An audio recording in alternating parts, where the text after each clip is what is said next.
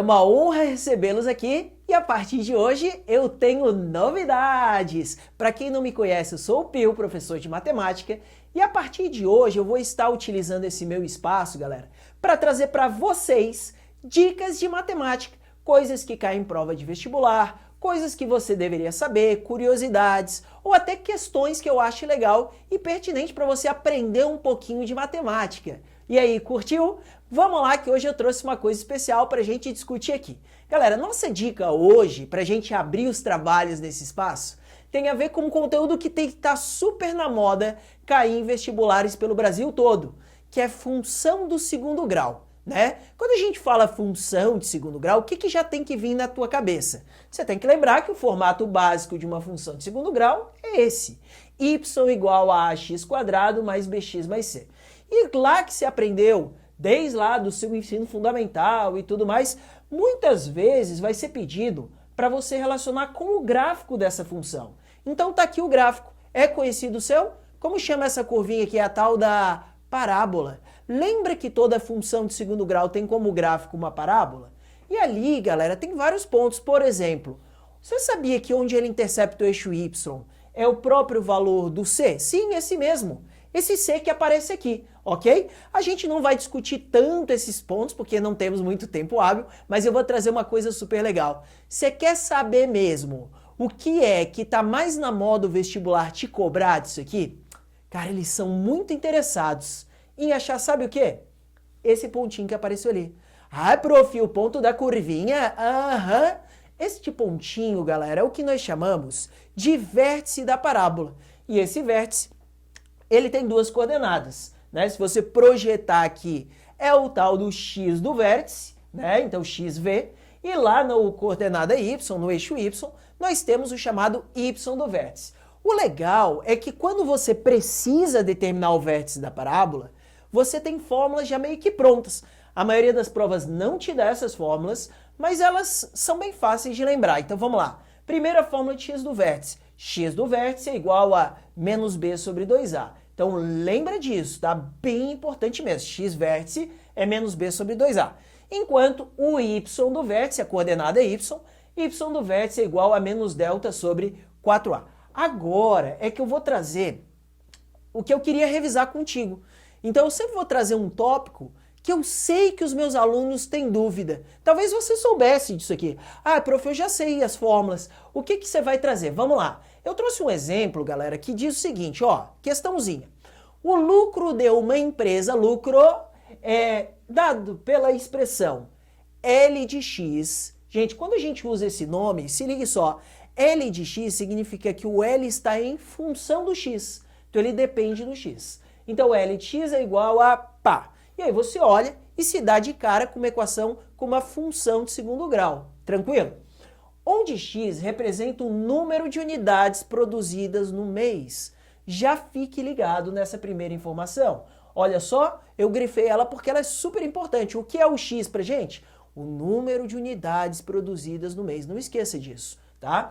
Calcule o número de unidades que devem ser produzidas para que a empresa obtenha lucro máximo.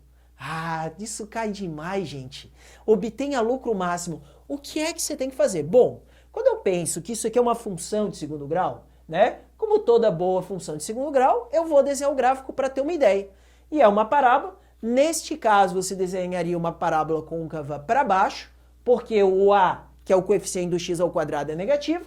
Fui lá e desenhei, né? Então uma parábola côncava para baixo. E aí que está o grande lance. Embora esse seja o gráfico, ele não quer que você bote todos os pontos do gráfico. Ele diz que em algum momento você vai ter um lucro máximo. Você consegue entender onde é que é esse lucro máximo? Ó, o lucro, que é o eixo y, ele foi subindo, subindo, subindo, aí ele atingiu um ponto máximo, tá aqui o ponto máximo e depois ele volta a descer. E aí que vem o grande lance. Como que você vai encontrar isso aqui? Por que eu trouxe essa dica? Porque este é o momento que os meus alunos eles perguntam. É para fazer o x vértice ou é para fazer o y do vértice? O que eu vou colocar nas minhas respostas e como que eu sei quando calcular cada um?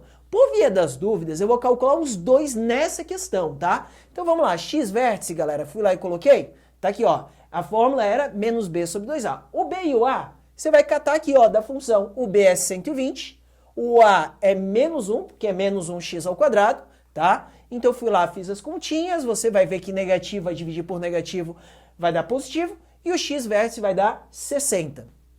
Ou seja, a coordenada x desse ponto é 60. Guarde ela lá, que ela vai ser bastante útil. Já que eu fiz o x vértice, eu vou fazer também o y do vértice. A fórmula é um pouco diferente, agora tem um pouquinho de trabalho. Lembra que esse delta é aquele que sai lá do Bhaskara, mas eu já fiz para você e já disse que o delta dá 6.400. Não muito legal, né? Mas 6.400.